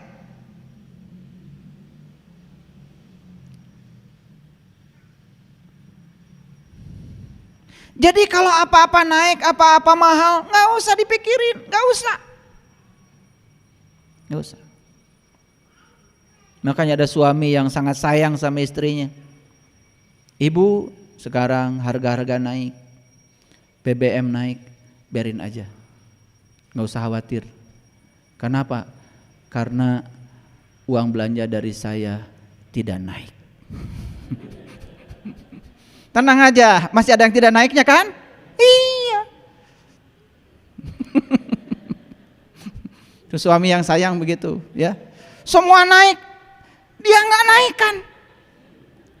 Tenang aja, uang belanja harian dari ayah buat ibu, insya Allah nggak naik. Tenang kan ibu di dapur, betul nggak? Coba kalau naik semua, repot kan? Ngaji itu harus begitu, harus banyak tertawa. Kalian tuh kurang tertawa. Makanya kemarin saya kasih meditasi tertawa. Tertawa semuanya. Langsung bengras. Iya. Wajahnya yang penuh topeng itu begitu selesai tertawa, selesai. Dopamin, endorfin, serotonin, oksitoksinya keluar dari amigdalanya. Siapa yang melarang tertawa itu? Itu orang tolol. Gak ngerti ilmu kesehatan. Di Bali itu bahkan ada meditasi tertawa. Orang yang cancer, yang tumor selesai dengan tertawa. Gak pakai obat, sembuh. Ini yang banyak penyakit. Seri we. Nyan batur seserian. Betul, seri mah menular. Iya. Kemarin saya bawa 90 orang, saya suruh tertawa 3 orang, yang 87 seri kabeh. Ternyata tertawa itu menular. Daripada menularkan virus-virus yang aneh, lebih bagus menularkan virus tertawa. Betul nggak? Iya. Saya pilih itu yang badannya gede-gede, ternyata tertawanya keren. Iya.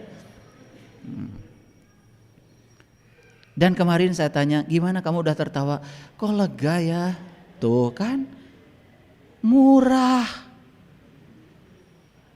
Betul nggak? Iya, nggak usah pakai asuransi. Lihat saya semuanya. Jadi terata itu lambang kesucian. Hidup di 3 alam. Disebut alam lumpur, bahasa Dhammapadanya itu bur. Disebut ada alam air, buah. Ada alam udara, suah. Maka disebut tribuana. Makanya terata itu disebut tribuana kenapa? Dia hidup di 3 alam. Keren. Jadi walaupun hidup di dalam air, bunga teratai tidak pernah basah oleh air. Sehingga dipakai simbol kesucian, bebas dari keterikatan, bebas dari kemelekatan, suci. Kalau udah mencapai sini para sahabat, bahagia itu setiap saat. Bahagia itu keren.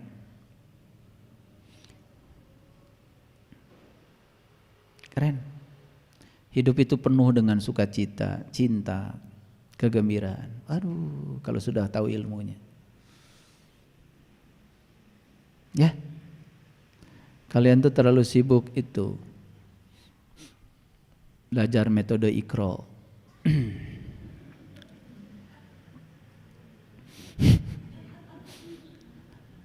Sementara Iqra ke dalam diri enggak, maksud saya begitu.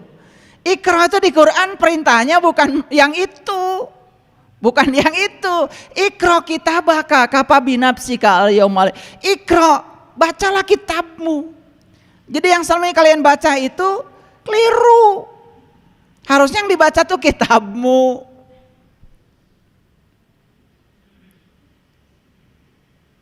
Ayo panjang pendek.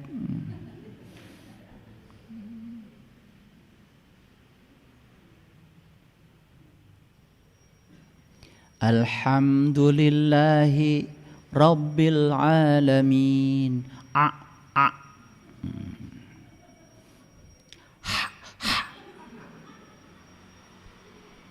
Itu bisa nyebutkan hati meni asa asup surga. Salah.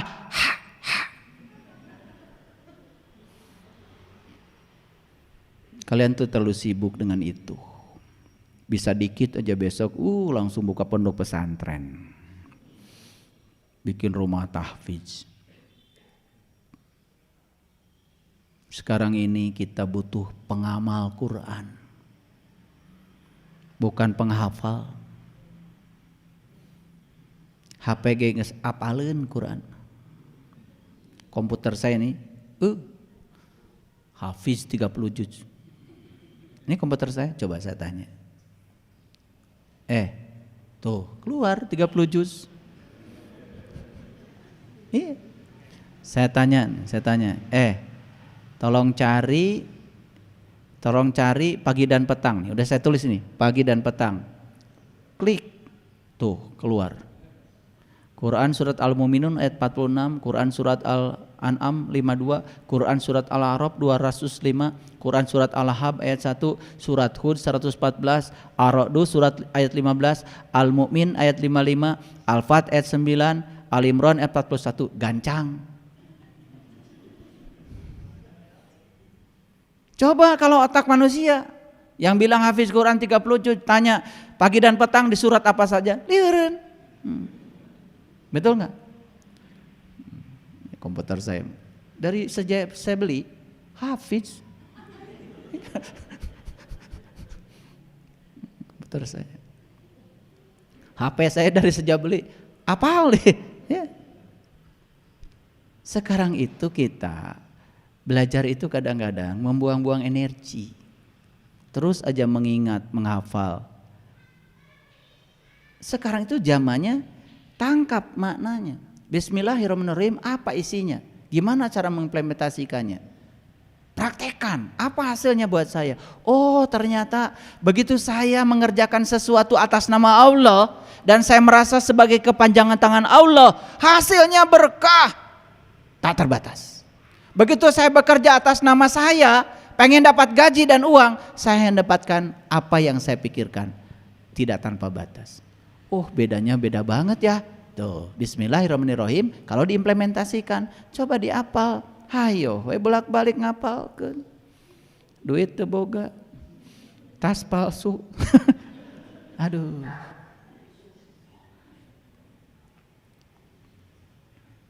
Lanjut dulu. Saya akan bicara sedikit saja ini. Kenapa kalau telaga-telaga yang ada lotus, yang ada teratai teh sok aya soang. Kenapa suka ada angsa? Kenapa pasangannya angsa gitu loh? Ini kalau ditafakuri lebih dalam luar biasa. Ternyata dalam spiritualitas, angsa itu lambang dari kebijaksanaan. Kenapa? Hidupnya angsa itu ternyata sama di tiga alam. Angsa itu hidup di tiga alam. Di lumpur, yes. Di air, yes. Di udara, yes. Angsa. Dan yang luar biasa, angsa itu mencari makanan dalam lumpur tapi gak pernah makan lumpur. Paham maksud saya? Dia itu cari makanan di lumpur tapi gak pernah makan lumpur. Tara nyeri beteng angsa. Dia makan di dalam lumpur, cari cacing, cari apa di dalam lumpur, bahkan cari ikan kecil-kecil, tapi dia nggak pernah makan lumpur. Dia pisahkan mana yang baik, mana yang tidak baik. Angsa. Manusia kerja di kantor cenah eta teh baseuh. Da kabaseuhan. Betul? Saya juga heran ya. Begitu ini selamat ya, kamu sekarang bekerja di tempat yang basah. Wah, mulai itu. Selamat musibah. Kerja di tempat yang basah tapi teu baseuh, tah eta anu selamat mah. Da kabeh lolobana mah kerja di tempat basah teu bararaseuh. Makanya saya sering bilang, kenapa manusia takut mati? Satu masalahnya, datang ke dunia suci. Tapi di dunia dia main kotor-kotoran. Betul nggak? Iya. Atau rek balik teh jadi sieun dah kotor.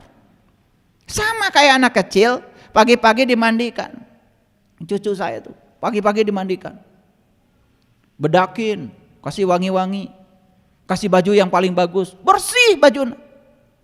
Simpan ditepas. Ibunya ke dapur lagi, udah sibuk masak. Iya budak tadi diajak kurang rencangan anak, berwe ke sawah. Di sawah teh main kotor-kotoran, main bola macam-macam. Atuh bajuna kotor, betul? Badannya bau. Bedak yang tadinya itu udah nggak kelihatan lagi. Ini anak berani nggak pulang ke rumah? Saya yakin dia takut. Walaupun dia berani pulang ke rumah, saya yakin tidak lewat pintu depan. Betul nggak? Pasti kapipir. Iya, ke belakang dulu pasti. Betul nggak? Jika perlu itu baju kotornya teh tongkat tingali cenah ku indung bapak. Betul nggak? Iya, buka semuanya, mandi sorangan, dah kotor. Jadi semua yang takut pulang kepada Allah itu satu sebetulnya karena kotor. Makanya belajar dari angsa. Angsa makan di lumpur tapi tidak pernah makan lumpur. Makanya yang bersih-bersih aja. Ari jelema kamarana. Makanya penyakit manusia sekarang sudah komplikasi. Bagaimana nggak komplikasi? Kabel di dahar. Betul nggak? Besi. Segala jelema mah di dahar. Kabel dimakan, besi dimakan, betul nggak? Iya. Segala eta dahareun diasupkeun. Eleh ku angsa.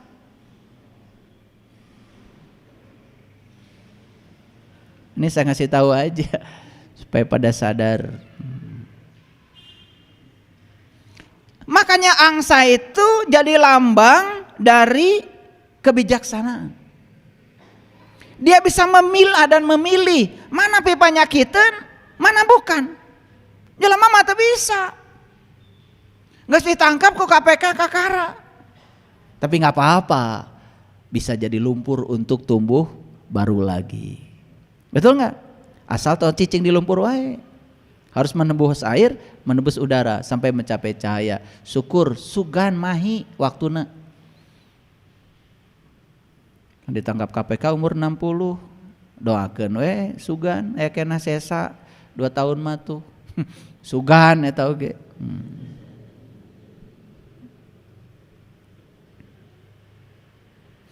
Bunga teratai itu adalah simbol yang sangat tua, dan itu sangat penting.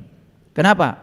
Seperti yang saya sampaikan tadi, karena dia tumbuh dimulai dari lumpur, air sampai mencapai udara, dia mencapai cahaya. Maka bunga teratai menjadi simbol kesucian, simbol pencerahan, simbol generasi diri dan kelahiran kembali. Ya, jadi ini analogi yang sangat bagus dan sempurna.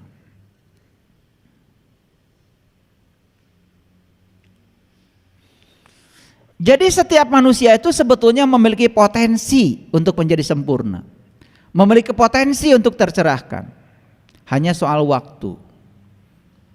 Dan saya yakin semua manusia akan mencapai cahaya, tetapi entah di kelahiran yang mana. Sekali lagi, semua manusia pasti akan mencapai cahaya, tetapi entah di kelahiran yang mana. Ya, ada yang baru sadar umur 75, baru sadar, meninggal umur 75 lewat sehari. Belum cukup kan? Mungkin saja baru sadar bahwa sebetulnya lumpur itu tempat dia tumbuh, baru sadar karena narima, nggak apa-apa. Nanti juga dilanjutkan, sugan jadi sirung, jadi tangkai, sugan nanti berikutnya jadi kelopak, sugan berikutnya kelopaknya mekar dan kemudian jadi bunga yang indah. Soal waktu saja. Ada yang waktunya 100 tahun, ada waktunya 100.000 tahun, ada juga waktunya 100 juta tahun. Sok pilih yang mana. Makanya untuk mencapai bunga yang indah itu, manusia itu perlu kelahiran ribuan, bahkan ratusan ribu, bahkan jutaan kali.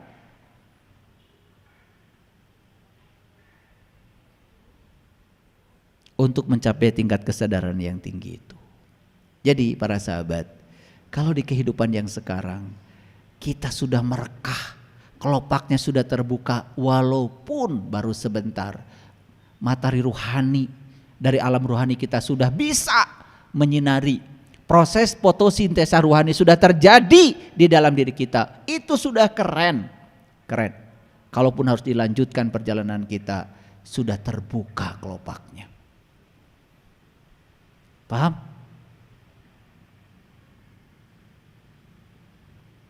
Jadi manusia harus bisa mengatasi semua penderitaan di alam material ini.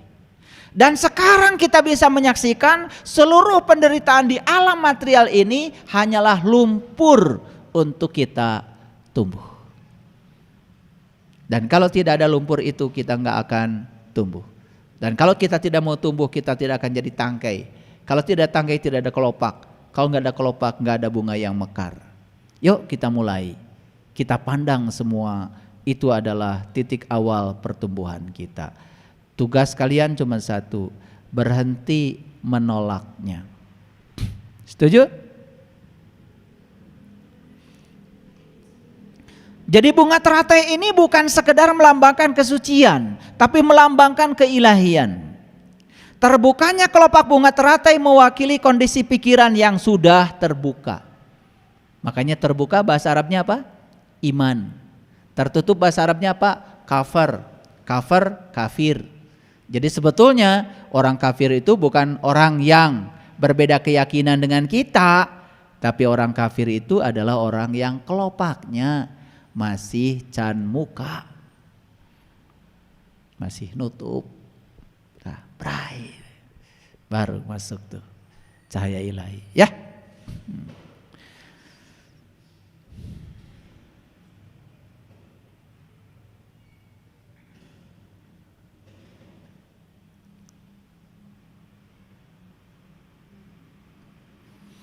Jadi bunga teratai juga menjadi simbol kekuatan, simbol harapan.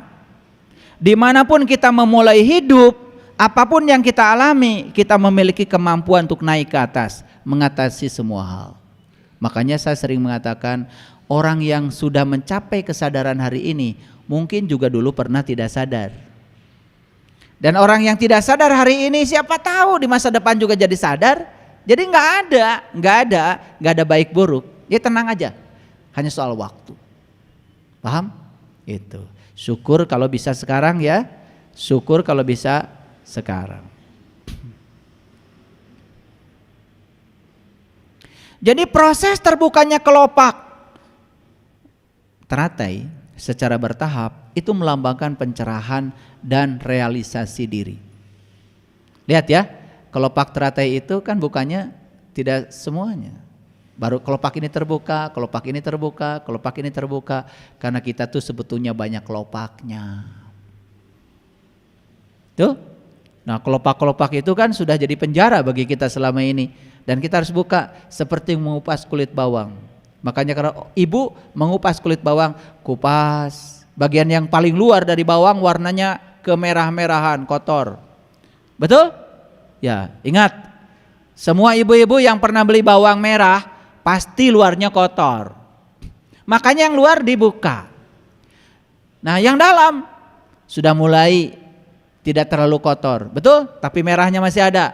Buka lagi. Buka lagi, yang luar biasa dari bawang merah makin dibuka, merahnya makin sedikit. Betul? Sisanya yang bagian dalam putih. Dan kalau yang putih dibuka lagi, terus dibuka lagi, tinggal kosong. Begitu mencapai kekosongan, air mata mengalir. Betul enggak? Iya, ibu-ibu kalau mesek bawang kan cai mataan. Makanya kalau ingin bagus spiritual, kerja di pabrik bawang. Iya, nangis wae. Da peurih panonna.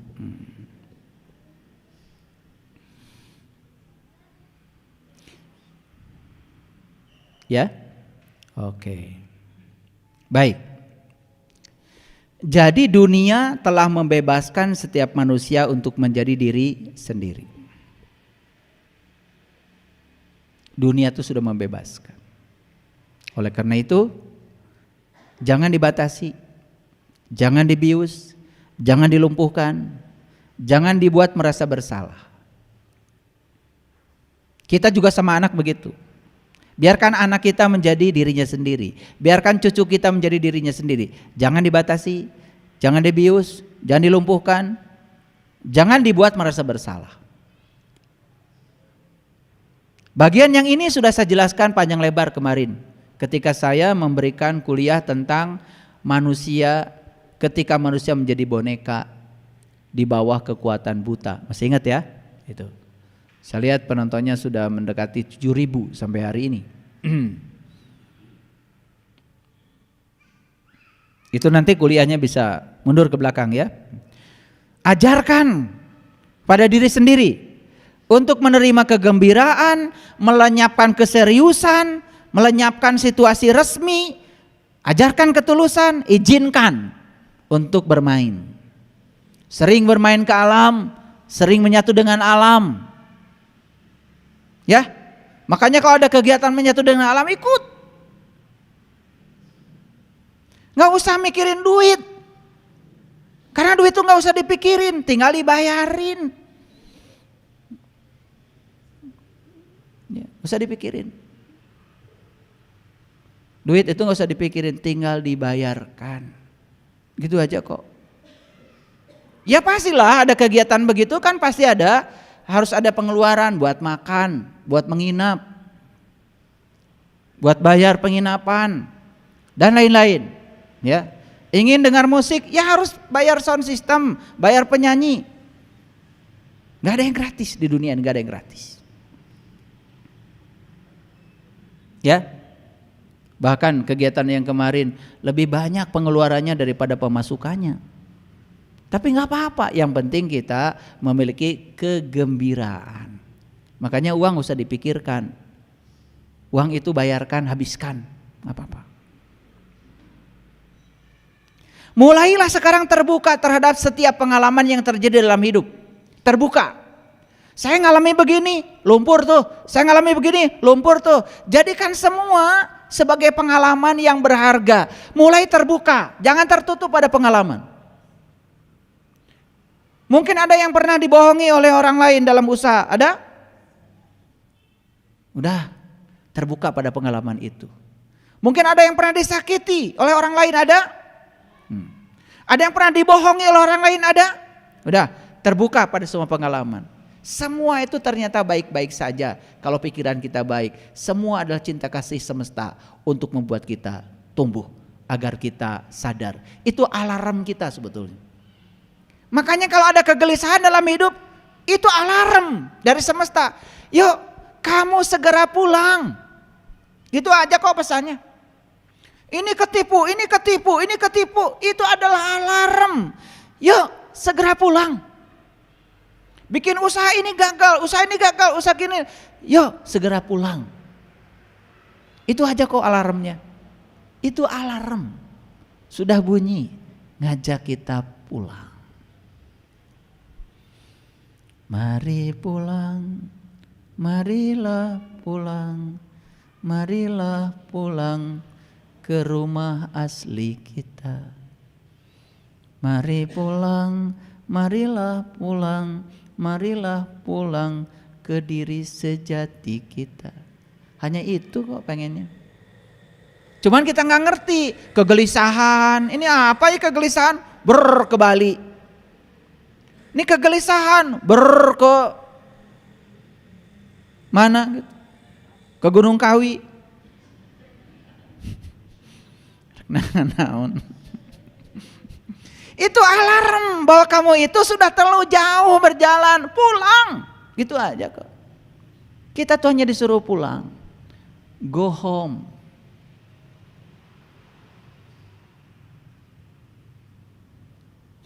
Pahami coba. Ada yang tanya sama saya, ayah kok saya tuh sekarang ini gagal, ini gagal, ini gagal. Semuanya habis. Balik maneh. Disuruh pulang, menata diri. Saya pernah mengalami. Rumah saya yang ini ditipu, rumah saya ini ditipu, rumah saya ditipu. Ayah naon itu. Oh, saya disuruh pulang. Mobil 1,5 bulan dibeli, dipinjam tetangga, hilang sampai sekarang gak balik-balik. Ada apa ini? Oh, saya disuruh pulang. Rupanya ada kemelekatan yang terlalu besar kepada yang saya miliki. Diambil semua sama Allah. Oh, ini lumpur tempat saya melakukan pertumbuhan awal. Dan kalau itu tidak terjadi dalam kehidupan saya tidak akan bisa bicara seperti ini para sahabat. Jadi sebetulnya ini hanya soal transaksi saja. Berani gak kita bertransaksi dengan Allah? Dan transaksi dengan Allah itu adalah seperti itu. Dan begitu kita menerima semua yang hilang dan selesai transaksinya, Allah ganti dengan sesuatu yang lebih hebat, lebih berkah, lebih besar, lebih bersih, dan itu luar biasa. Hanya di switch aja sama Allah untuk mendapatkan yang berkah. Dulu punya mobil dalam keadaan kemelekatan, sekarang punya mobil dinikmati adanya. Dulu punya mobil kegesrek sedikit aja kegesrek itu hati kita, betul? Sekarang kegesrek gak apa-apa, kan dipakai. Gak ada lagi yang mengganggu. Jadi sekotor apapun tempat kita tumbuh, seperti bunga teratai cemerlang, no problem, it's okay. Gitu. Jadi ajarkan untuk menerima kegembiraan, lenyapkan keseriusan, karena keseriusan itu penyakit. Jangan terlalu serius. Ya, hiduplah dalam kenyataan. Maksudnya, selama ini hidup memang di mana? Selama ini kita hidup di pikiran. Perlu buktinya? Begitu terjadi begini, seharusnya bukan begitu tuh, pikiran. Karena kita sudah terbiasa hidup di hayalan, di pikiran, tidak dalam kenyataan, itu yang membuat kita menderita. Turun ke bumi, hidup dalam kenyataan, jangan di pikiran. Segala makanan sudah ada, ikan ada, pepesnya ada, gorengnya ada, segalanya ada. Hiji nu teu aya teh, gepuk. Coba mun aya gepuk, tuh pikiran. Padahal kerupuk sudah ada, tinggal gep. Itu kan gepuk. Iya kerupuk, cepeng we sing kuat. Gepuk tete. Gep. Tuh, kerupuk, gepuk. Jadi semua itu pikiran. Makanya kemarin ini luar biasa nih. Ada sahabat kita yang di darat seperti ini saja, jalan pakai tongkat, bergetar tangannya. Naik gunung ketinggian 960 meter di atas permukaan laut, sudutnya hampir 60 sampai 80 derajat. Gini nyampe ke atas. Apa rahasianya? Saya cuma bilang, buang tanjakan di otakmu, buang kata gunung di otakmu, fokus pada satu langkah di depanmu, fokus pada satu langkah di depanmu. Itu aja. Saya ngomong terus, fokus satu langkah di depanmu, fokus satu langkah. Hidup itu satu langkah, 1000 langkah hanya satu langkah. Satu langkah, tidak lihat tanjakan. Tahu-tahu sudah di atas. Kan sebetulnya yang menyebabkan selama ini kita capek naik tanjakan, tapi pikiran bukan tubuh kita. Jadi capek itu dari pikiran karena kalian hidup dalam hayalan. Begitu lihat, sabar tanyakan, capek. Karena pikiran sudah ke sana. Bahkan saat pikiran sudah di puncak gunung, menarik-narik diri kita. Kita ditarik oleh pikiran kita, lelah. Tidak bisa menikmati perjalanan. Para sahabat, hidup itu sehari-hari saja. Selesaikan hari ini, tuntas. Jangan ada yang tersakiti, jangan ada yang ternoda, tuntaskan hari ini. Besok nggak usah dipikirin. Besok urusan besok lagi. Toh kalau besok pun hadir akan diperlakukan seperti hari ini. Gitu aja kok. Saya kasih tahu, hari ini pernah kalian takuti 2 minggu yang lalu. Hari ini pernah kalian khawatirkan dan cemaskan 2 minggu yang lalu. Tapi begitu hari ini kita hidup, kan biasa-biasa saja. Tuh, bisa cali. Duit aya di dompet, seetik oge. Betul nggak? Beas di bumi ayah, betul nggak? Piraku lontong-lontong wae mata ayah, betul nggak? Batagor mah pasti bisa beli itu di Kang Nobi. Hari ini tuh pernah dicemaskan 2 minggu yang lalu. Begitu kita seorang, biasa aja. Jadi ini pelajaran kenapa kita mencemaskan besok. Hari ini pun pernah dicemaskan dulu, kan biasa-biasa saja, nggak ada yang masalah, betul nggak? Jadi kita selama ini hidup dalam hayalan. Yuk hidup dalam kenyataan. Sing nyata hirup teh. Hirup mah ayeuna di dieu. Gitu. Tong mikiran nu teu aya. Milikilah perasaan merdeka dalam diri. Miliki perasaan merdeka. Bagaimana caranya? Hormati kebebasan. Hati-hati terhadap kebebasan yang kita miliki. Hargai kebebasan orang lain. Jangan suka mengekang orang lain supaya orang lain seperti yang kita mau. Karena dengan mengekang orang lain sebetulnya kita sedang mengekang diri sendiri. Yuk kita mengekang orang lain dikekang oleh kita. Begitu orang lain lepas dari kekangan kita, kecewa gak?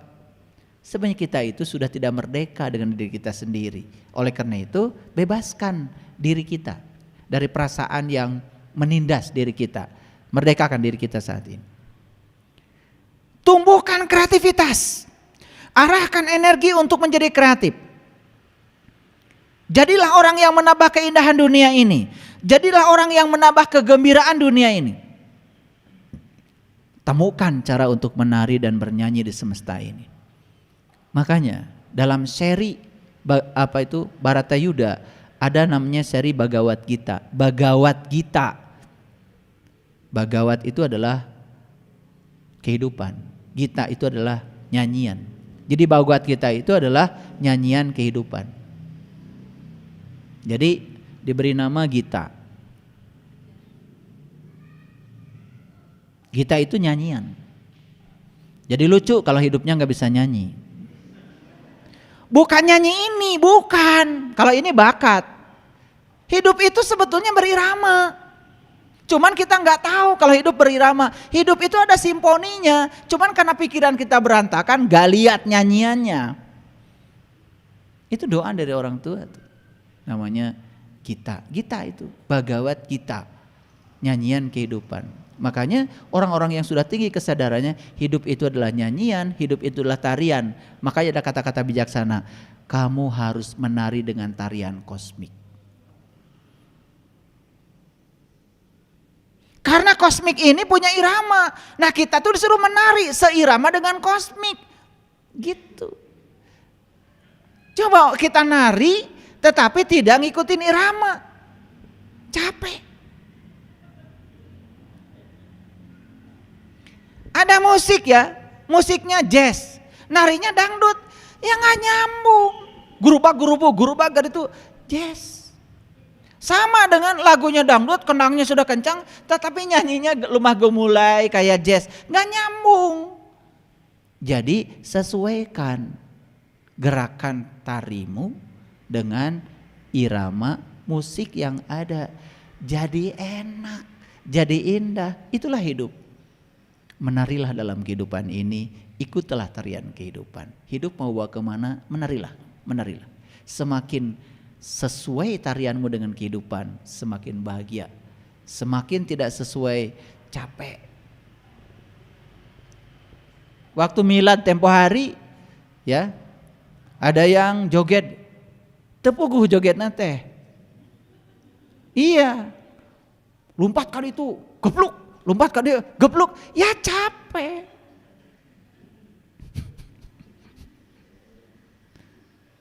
Duh kagerakan naon eta jogetnya gitu. Saya juga baru lihat itu. Lompat ke tuh, gebluk, lompat ke dia, gebluk gitu. Coba kalau joget itu dinikmati, aduh, irama apapun kalau dinikmati sudah. Kegembiraan, sukacita luar biasa. Betul? Itulah hidup. Ya, oleh karena itu maka hidup itu harus memiliki cita rasa humor yang tinggi. Banyak tertawa, banyak bergembira, sedikit keseriusan. Milikilah sikap meditatif. Buatlah ya diri kita sendiri. Tetapi bukan sendirian. Bukan menyendiri, tetapi memberi kita sebuah kesendirian. Sendiri tetapi tidak pernah kesepian. Gitu. Itu namanya hidup yang sudah meditatif. Orang yang sudah meditatif selesai dengan dirinya sendiri.